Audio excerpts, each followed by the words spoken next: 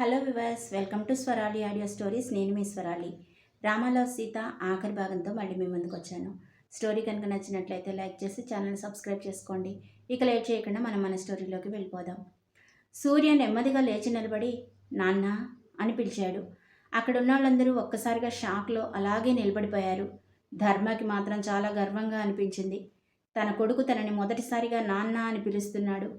అతను ఒక్క అడుగు ముందుకు వేసేలోపే తాతయ్య సూర్య దగ్గరికి వచ్చి అతని చేతులు పట్టుకొని, సూర్య, దయచేసి నా మాట వినరా. మీ అమ్మ పిచ్చిదిరా. ఈ దుర్మార్గుడి నీడ కూడా పడకుండా నిన్ను పెంచమని చెప్పింది.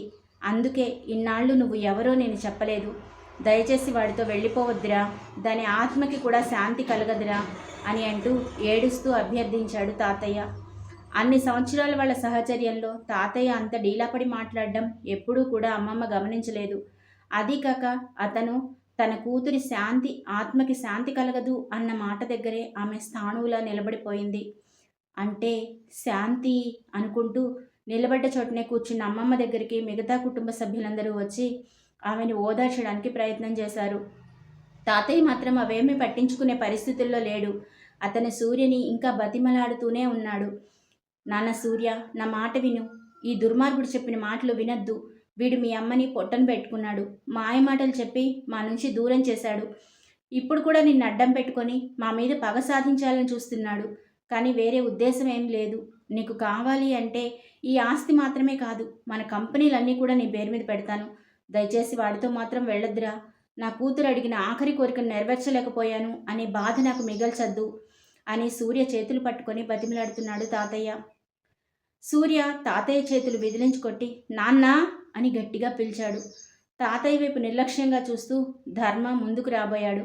అతని వైపు చెయ్యి పెట్టి అక్కడే ఆగమన్నట్లుగా సైగ చేశాడు సూర్య. నేను నాన్న అని పిలుస్తుంది నిన్ను కాదు, మా నాన్నని.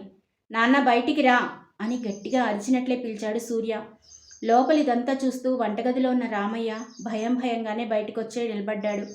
నాన్న, రేపు మనం ఈ ఇంట్లో వాళ్ళని అందరినీ వదిలేసి మన ఊరికి వెళ్ళిపోదాం. ఈ లోపల ఈ పెద్ద మనిషిని జైలుకి పంపిస్తారో ఇంకెక్కడికి పంపిస్తారో వాళ్ళనే తేల్చుకోమను.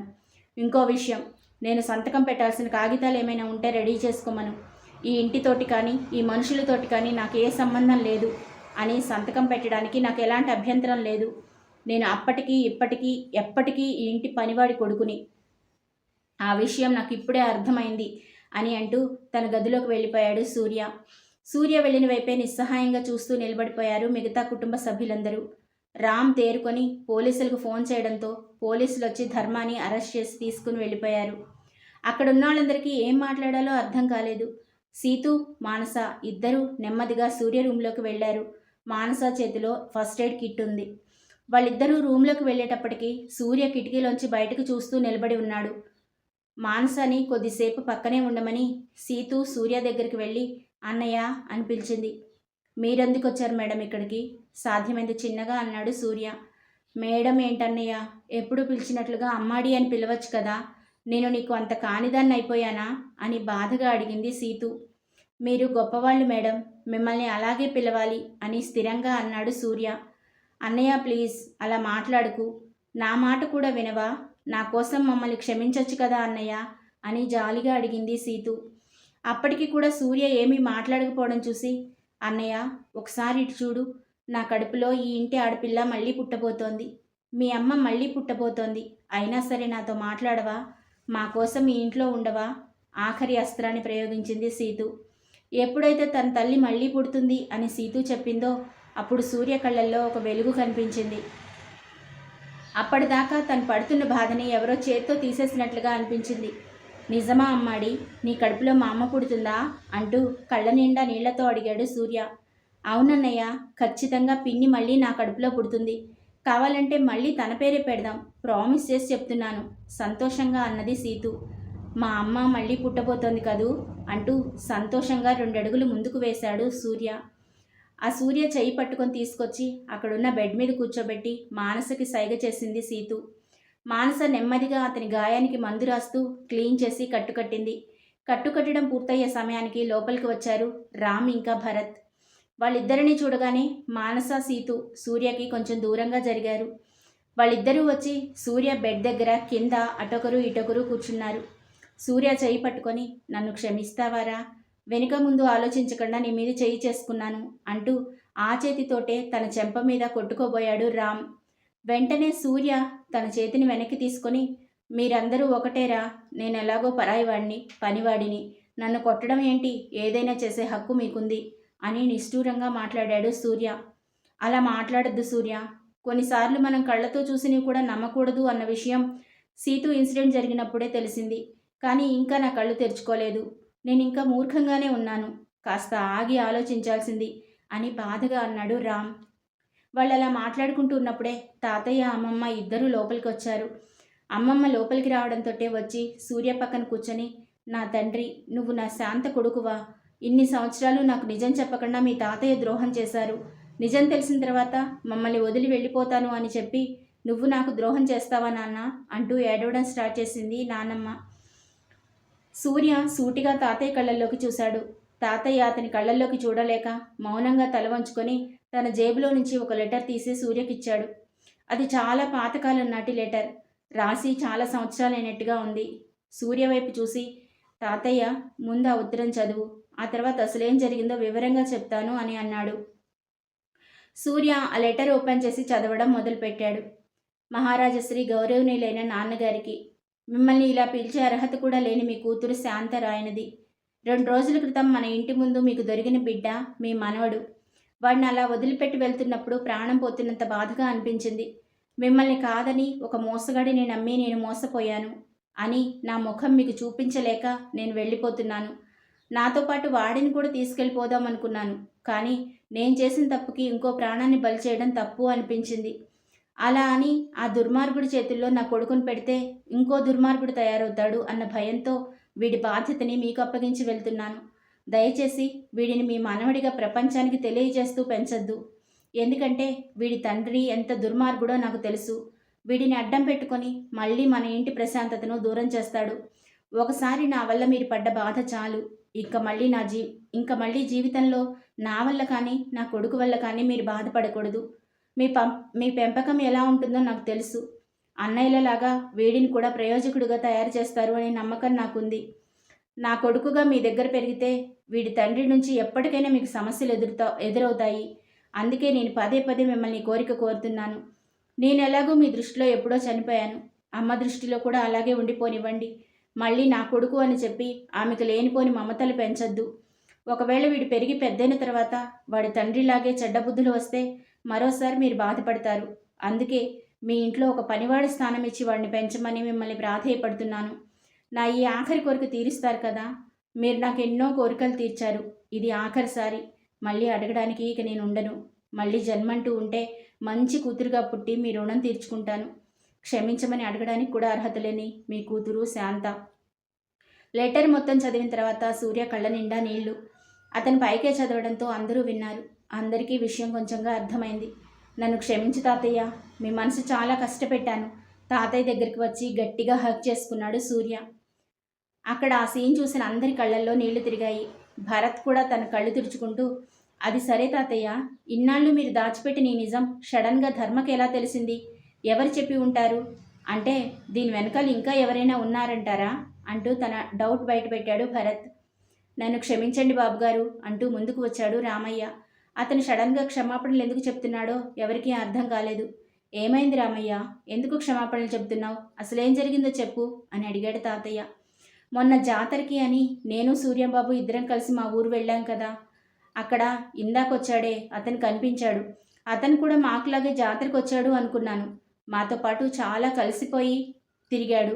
ఒకరోజు రాత్రి అందరం బాగా కళ్ళు తాగి మాట్లాడుకుంటూ ఉండగా స్నేహితులు పెళ్లి లేకుండా నీకు పిల్లాడు పుట్టాడు కదా అంటూ వేళాకోళం చేశారు. అది ఎప్పుడు వాళ్ళు నన్ను ఆట పట్టించడం మామూలు అవడంతో నేను కూడా పెద్దగా పట్టించుకోలేదు. కానీ ఆ మత్తులోనే ఇతను నన్ను కొన్ని ప్రశ్నలు అడిగాడు. బహుశా అప్పుడు నేను నోరు జారి ఏదో చెప్పి ఉంటాను అని నాకు ఇప్పుడు అనుమానంగా ఉంది అని తన సందేహాన్ని బయటపెట్టాడు రామయ్య. ఏది ఏమైనా సరే, ఇప్పుడు ధర్మాన్ని పోలీసులకు పట్టించారు కదా, ఇక వాడి నుంచి మనకి ఎలాంటి ప్రాబ్లం లేకుండా నేను చూసుకుంటాను తాతయ్య, మీరు నిశ్చింతగా ఉండండి అని హామీ ఇస్తున్నట్లుగా అన్నాడు రామ్. రామ్ చెప్పిన మాటలు విన్న అందరూ ఒకసారి సూర్య వైపు చూశారు. పరిస్థితి సూర్యకి కొంతవరకు అర్థమైంది. అంతలో తాతయ్య సూర్య దగ్గరికి వచ్చి, సూర్య, రక్త సంబంధాన్ని కాదనడానికి నాకు ఎలాంటి అధికారం లేదు. నేను చేసింది తప్పో ఒప్పో నాకైతే తెలీదు. ఆస్తి కోసమో పరువు మర్యాదల కోసమో నేను ఇదంతా చేయలేదు. నేను కేవలం మీ అమ్మ చెప్పిన పని పూర్తి చేశానంతే. అతన్ని నువ్వు మీ నాన్నగా అంగీకరిస్తున్నావా అని సూటిగా సూర్య కళ్ళల్లోకి చూస్తూ ప్రశ్నించాడు తాతయ్య. తాతయ్య, ఇన్నాళ్లుగా నీ చేతుల్లో నేను పెరిగాను. నన్ను ఆ మాత్రం అర్థం చేసుకోలేదా? నాకు మా అమ్మకి సంబంధించి అతను ఎప్పుడో చనిపోయిన మనిషి. ఇక అతని గురించి నా ముందు ఎవరూ మాట్లాడద్దు. లీగల్గా అతని మీద ఎలాంటి యాక్షన్ తీసుకుంటారో మీ ఇష్టం. నా సపోర్ట్ కావాలి అంటే తప్పకుండా ఉంటుంది. నేను ఈ కుటుంబానికి చెందినవాడినా కాదా అన్న ఒక్క విషయం మాత్రం నాతో చెప్పండి అని జాలిగా అడిగాడు సూర్య. చాలే ఆపరా నీ ఓవర్ యాక్షన్. ఇప్పటిదాకా అందరం చెప్తుంది అదే కదా అని అన్నాడు భరత్. ఆ మాట అనడంతో అందరూ భరత్ వైపు కోపంగా చూశారు. లూజ్ టంగు అని తనలో తనే అనుకొని తల పక్కకు తిప్పేసుకున్నాడు భరత్. సూర్య భరత్ దగ్గరికి వచ్చి, ఇప్పుడు నువ్వేం తప్పు మాట్లాడలేదులేరా. ఎప్పట్లాగే నన్ను అనే అధికారం నీకుంటుంది. మిమ్మల్ని అనే అధికారం నాకుంటుంది. ఏ తాతయ్య అని అంటూ తాతయ్య వైపు చూసి తేలిగ్గా నవ్వేశాడు సూర్య. వాతావరణం తేలిక పడడంతో అందరూ హ్యాపీగా నవ్వుకున్నారు.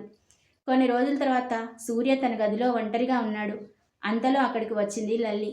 రామ్ భరత్ల పెళ్ళప్పుడు సూర్య తన కోసం ఎంతో ఇష్టంగా కొనించిన లంగావణి వేసుకుని ఉంది. లల్లి అతని గదిలోకి వెళ్ళేటప్పటికీ సూర్య ఏదో పని చేసుకుంటూ ఆమె వచ్చింది గమనించలేదు. లల్లి చాలా స్వీట్గా బావా అని పిలిచింది. సూర్య ఒక్కసారి కంగారుగా తలెత్తి తన వెనక ముందు తల తిప్పి చూసుకున్నాడు. నిన్నే బావా నేను పిలిచేది అని వయ్యారంగా అన్నది లల్లి. ఇదేంటి ఈ కొత్త పిలుపు అని విసుగ్గా మొహం పెట్టుకుని అన్నాడు సూర్య. నువ్వు నాకు బావవే అవుతావు కదా బావా, అందుకే అలా పిలిచాను బావా. తప్పా బావా అని పదే పదే బావా అనే పదాన్ని రిపీట్ చేసింది లల్లి. ఏహే, నువ్వన్నిసార్లు నన్ను అలా పిలవకు, ఏదోలా ఉంది అని చిరాగ్గా అన్నాడు సూర్య. సరే, ఎలా పిలవమంటావో నువ్వే చెప్పు. ఇక నుంచి అలాగే పిలుస్తాను. అసలే కింద నా పెళ్లి గురించి మాట్లాడుతున్నారు. ఈ ఇంట్లో నా లవ్ మ్యాటర్ తెలిసింది నీ ఒక్కడికే కదా, కొంచెం హెల్ప్ చేస్తావేమోనని నీ దగ్గరకు వచ్చాను అని అన్నది లల్లి. అలా అనగానే ఆ రోజు లల్లి కాలేజీలో ఎవరినో ప్రేమిస్తున్నాను అని చెప్పిన విషయం గుర్తొచ్చింది సూర్యకి.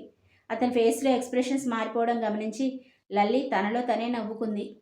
వచ్చి కొంచెం నువ్వే నా లవ్ విషయంలో హెల్ప్ చేయాలి, వాళ్ళందరికీ నువ్వే చెప్పాలి, రా బావా ప్లీజ్ అని చాలా గారాభంగా అడిగింది లల్లి. నువ్వే చెప్పుకోపో, నేను చెప్పను అని కోపంగా అన్నాడు సూర్య. అంతలో అక్కడికి మానస వచ్చి, ఏంటి లల్లి సూర్యాని కిందకు తీసుకురమ్మంటే వచ్చి ఇక్కడే మాట్లాడుతూ కూర్చున్నావు? అన్నయ్య, కింద మీ పెళ్ళికి ముహూర్తాలు పెడుతున్నారు, త్వరగా వచ్చాయి, మా మరదల పిల్లని తీసుకొని తర్వాత తీరిగ్గా మాట్లాడుకోవచ్చులే అని చెప్పి అక్కడి నుంచి వెళ్ళిపోయింది మానస. మానస చెప్పిన మాటలు విన్న సూర్య అయోమయంగా లల్లి వైపు చూశాడు. లల్లి సూర్య వైపు కళ్ళెగరేసి చూస్తూ, నువ్వెలాగూ మన లవ్ మ్యాటర్ చెప్పేలా లేవు, అందుకే నా లవ్ మ్యాటర్ నేనే కింద చెప్పేశాను, అందుకే వాళ్ళంతా మన పెళ్ళికి ఒప్పుకున్నారు. ఏం చేస్తాం, నీలాంటి మబ్బు మొహం వాడితో రాసి పెట్టుంది, త్వరగా రా కిందకి అని చెప్పి కిందకు వెళ్ళబోయింది లల్లి. మొదట లల్లి చెప్పిన మాటలు అర్థం కాకపోయినా అర్థమైన మరుక్షణం లల్లి జడపట్టుకుని వెనక్కి లాగి, దొంగ మొహందానా, నన్ను మబ్బు మొహం అంటావా, నీ సంగతి తాతయ్యకి చెప్తానుండు అని అంటూ బెదిరించాడు సూర్య. ఆ రండి తాతయ్య, చూడు సూర్య నన్ను ఎలా కొడుతున్నాడో అని డోర్ వైపు చూస్తూ అన్నది లల్లి. దాంతో భయం వేసిన సూర్య లల్లి జడని వదిలేశాడు. పెద్ద బెదిరిస్తున్నాడు చూడు, తాతయ్య పేరు చెప్పగానే వదిలేశాడు అని అతని చేతుల్లో నుంచి తప్పించుకొని వేవేవే అని ఎక్కిరిస్తూ అక్కడి నుంచి వెళ్ళిపోయింది లల్లి. ఆ తర్వాత కొద్ది రోజులకి ఘనంగా సూర్యకి లల్లికి పెళ్లి చేసేశారు. వాళ్ళ పెళ్లి జరిగిన కొన్ని రోజులకి సీతుకి ఘనంగా సీమంతం చేశారు. సీమంతపు పెళ్లి కూతురులాగా చేతులకు నిండుగా గాజులతో, పాపిట్లో కుంకుమతో, పట్టు చీరతో దగదగా మెరిసిపోతున్న సీతుని కళ్ళ నిండా నింపుకున్నాడు రామ్. సూర్య రామ్ దగ్గరికి వచ్చి, మా అమ్మడినికి మరీ అంత దిష్టి పెట్టకు అని రామ్తో అన్నాడు. ఆ మాటకి సీతు సిగ్గుతో తలదించుకుంటే అందరూ మనస్ఫూర్తిగా నవ్వారు. రేపటితో 6 నెలలు పూర్తయిపోతుంది, ఇక ఎవరిళ్ళకి వాళ్ళు వెళ్తారు అనుకుంటేనే బాధగా ఉంది అని అన్నాడు తాతయ్య. లేదు తాతయ్య, నేను వెళ్ళడం లేదు, సీతుకి డెలివరీ అయిందాక ఇక్కడే ఉందామనుకుంటున్నాను అని అన్నాడు రామ్. అవును తాతయ్య, నేను కూడా మానసకు డెలివరీ అయిందాక ఇక్కడే ఉందామనుకుంటున్నాను అని సీరియస్గా అన్నాడు భరత్. భరత్ మాటలకు అందరూ అర్థం కానట్లుగా అతని వైపు చూశారు. కనీసం మానస ప్రెగ్నెంట్ కూడా కాదు కదా, అతను ఎందుకు అలా అంటున్నాడో వాళ్ళెవరికీ అర్థం కాలేదు. అదే తాతయ్య, మానస ప్రెగ్నెంట్ అయ్యి మాకు కూడా ఒక బేబీ పుట్టిందాక ఇక్కడే ఉందామనుకుంటున్నాను అని మెలికలు తిరుగుతూ చెప్పాడు భరత్. అతని మాటలకి పక్కనే ఉన్న మానస అతని నడుము మీద గట్టిగా అగిచ్చింది. అబ్బా రాక్షసి అని భరత్ పెద్దగా అరవడంతో అక్కడ నవ్వులు పూశాయి. స్టోరీ నచ్చినట్లయితే లైక్ చేసి ఛానల్ని సబ్స్క్రైబ్ చేసుకోండి ఫ్రెండ్స్.